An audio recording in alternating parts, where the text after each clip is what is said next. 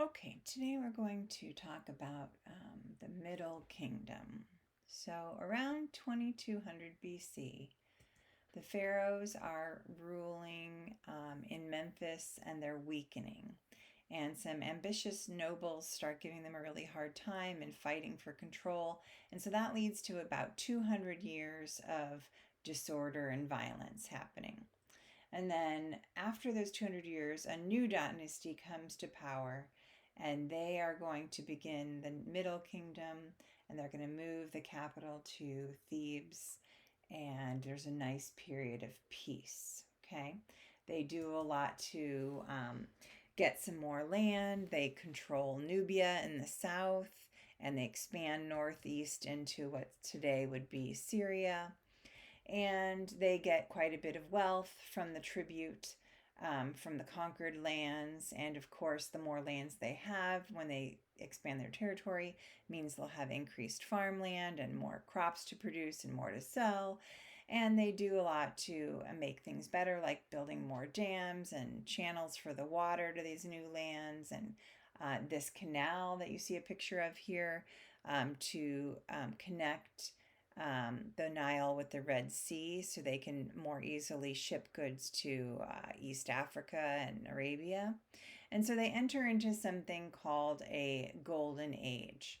So, a golden age you've heard of, I'm sure, before, is a time of economic um, well being and social and political stability. And so, since everything's really nice and stable and they're doing well economically, then the people can turn their attention towards the arts and architecture and in literature later too. So in this time period, we see a lot of colorful tomb paintings and also a change in their architecture. So it was during this Middle Kingdom, during this Golden Age, that we find a lot of tomb paintings and the sculptures. You see a lot of carvings, and they're also doing things of like normal daily hunting and daily life. They're also showing battles on these stone walls, and then also a lot of the tomb paintings showed the stories of the different deities, and even kind of made them seem, more lifelike. Okay. The other thing is the architecture you see here in this picture. This is a change that the tombs for the pharaohs are no longer going to be building pyramids, but instead they are carving into limestone cliffs. So this is called the Valley of the Kings, and it is home to some different pharaohs as their tombs. Okay. All right. So everything is going on until about the 1600s now, and the nobles are challenging the power of the pharaohs, and there's a civil war that happens. And it's these guys, the Hyksos. The Hyksos are from Western Asia, and they ride in on horse drawn chariots, and they have weapons made of bronze and iron. And so those better weaponry and the chariots make it too difficult for the Egyptians, and they are taken over by the Hyksos, and they're ruled for them for about 100 years. And the Egyptians hate them, and they're biding their time, and they're learning themselves how to use chariots and their better weaponry. So about 1550 or so, and a prince gathers up. His name was Amos. Amos gets enough of an army together, and he is able to drive the Hyksos out. And this is going to be the new dynasty, and it's called the New Kingdom, a new time period. Okay, when the Egyptians get it back. All right, and so they are trying to get Egypt back to its old prosperous ways. It increases trade. It goes out and conquests more land, gets more land, and tries to get it back. And it's at the height of its power. Okay. There's some interesting characters who are pharaohs during this time period, one of which is Hatshepsut. So she is a woman, and it's very rare. There have been a few. She was governing in the 1400s with her husband, and he died, and normally, right, power gets to the son. Well, there was a nephew that was supposed to be the next in line, but he's very young.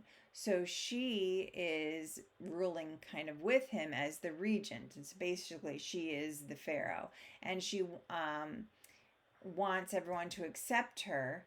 So she actually dresses as a male often, and she even wore a false beard like other kings at that time. They wore the beard as like a nod to the kings, to the deities, and so she wore it too, okay, to seem acceptable. She also was known to be a pretty great leader. She actually did not um, go after, conquering other places. She focused her efforts on increasing trade. She also, after the Hickses, they had a lot of repairing to do in that sense, like restoring trade, and they did very well with that.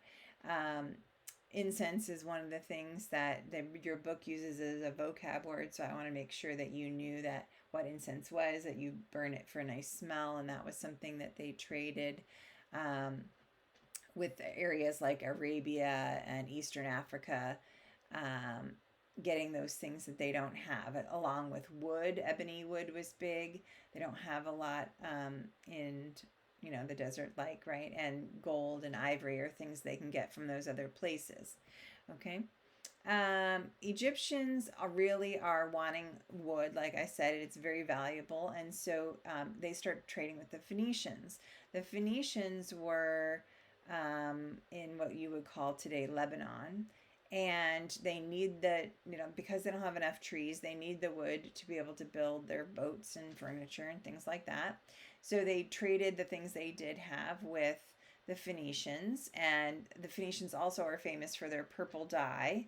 And their biggest thing is that their knowledge that they passed along with their trade. The Phoenicians were great traders, and they also were the ones who invented an alphabet system and a system of writing that they shared along their trade routes. So they spread a lot of ideas that way. We'll talk about the Phoenicians again later. And so the other thing that happened during this New Kingdom time period was that you see not only, a spreading of like trade, but also the political ties. They're trying to get along well with other places. They make treaties or even marriages in with other kingdoms to try to strengthen those. And then one of the other things they do is they send for the very first time envoys. An envoy is when you send government representatives to another country and kind of like work on relations between those and cooperate for the benefit of you both. So that's a new idea. Okay. All right. And then we need to, of course, then talk about Hatshepsut's nephew. So when she dies, he takes over. His name is Thutmose, and he is kind of opposite in the sense that he tries to expand the land. He goes and conquers, and he does quite a bit. You can see he's expanding the land. And we think, okay, there's no proof, but we think he is the one who probably had her name removed from royal texts and monuments. And I have a video for you on that. And we don't have proof it was him, but it makes sense. He took over after. Now, some people like to say he was jealous or things like that, and probably, it was way after her death, so probably not, but maybe it was.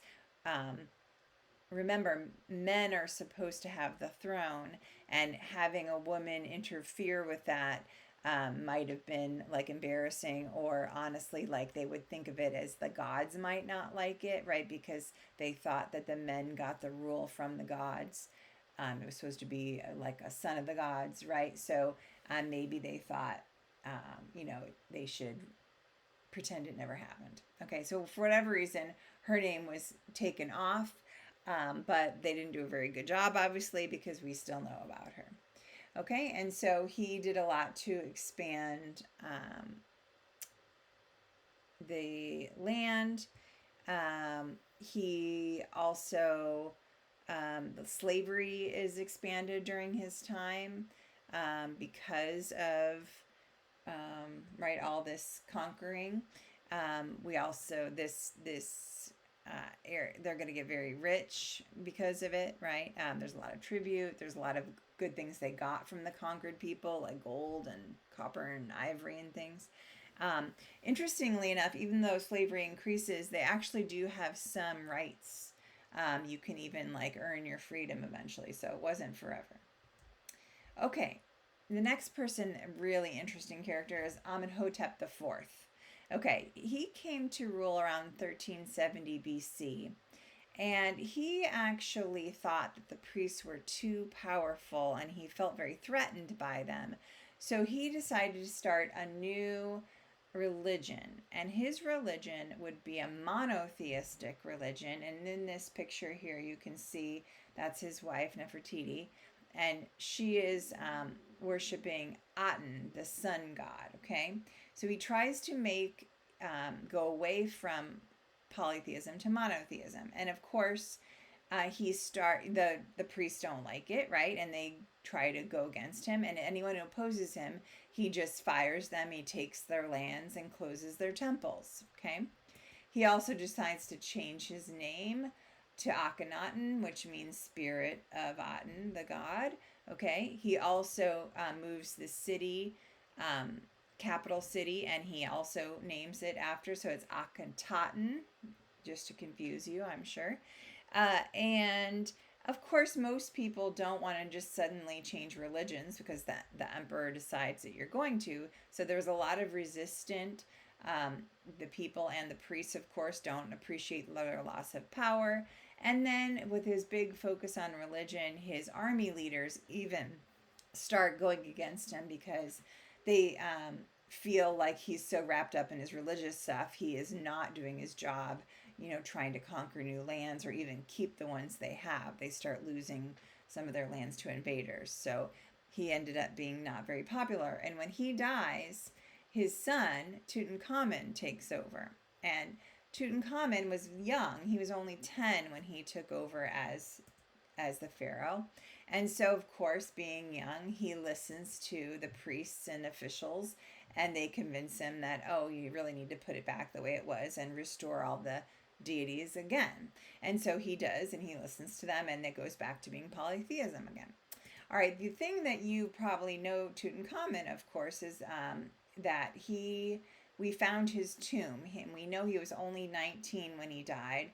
The cause of death is always, up for speculation, and there's been a lot of research. I have a video for you about one of the current theories. The reason he's kind of famous is not for anything that he did during his life, but the fact that his tomb was found. And when his tomb was found in 1922 by Howard Carter, a British archaeologist, he found that the tomb had not been robbed like most pyramids had. And so it was, the body was still there, the mummy was still there. This is a picture of his famous gold death mask that was on top of him, and lots of other, jewels and treasures. So that was a huge find and made huge news. And then, of course, ever since now, scientists have done a lot of studies on the body and tried to figure a lot out, right? And I won't spoil it for you, but you can watch the video about that. All right, and then another emperor I want to talk about is Ramses II. So this is around in the 1200s, and Ramses was a very successful emperor. He was trying to restore Egypt to its greatness. He reigned for 66 years, which is quite long, right? And he does a good job. He gets new territory. They get very wealthy from trade, and he builds a lot of temples and monuments. And here's one of his most famous ones. This temple is called Karnak at Thebes. Obviously still in pretty good condition, right? That you can go see that. And he conquers the Hittites. Remember the Hittites? And he expands their land into Syria and Canaan. And we will talk about it later, but you might remember Ramses if you are religious at all about the story of Exodus of Moses and everything, yes, this is the Ramses that, so we'll talk about him again. The temples here, I didn't finish telling you, had an interesting multi-dimension to them. As you'd imagine, right, they've got a religious connotation, but most people pray at their house at this time, and so the temples are only used occasionally for special ceremonies and things, but they did think the temples were like housing the gods, right? And since they're the home of the gods, the priests and priestesses would go every day, and there would be rituals, and they would wash the statues, and they'd bring them food, like offerings, okay? But also the temples had a lot of like economic importance. So they would, priests would hire people to go work in the workshop or in the granary, and right, they want to keep the grain stored up in case there's a famine, right? And so they put a lot of people to work. Okay, the temple was also serving as a bank, and maybe they didn't have money like that, but it was a storage place for valuables, and so you would have found all the most important things being held here, like gold jewelry and oils, or really expensive cloth, textiles. Okay. So in this, unfortunately, after he dies, Egypt declines quite a bit. Like in the 1100s, it gets so small, they keep getting conquered and people keep taking things, and they end up being really small, like around the Nile Delta. And then eventually they're conquered by the Libyans in the 900s. And then later the Kush are going to take over, and we're going to talk about the Kush next time.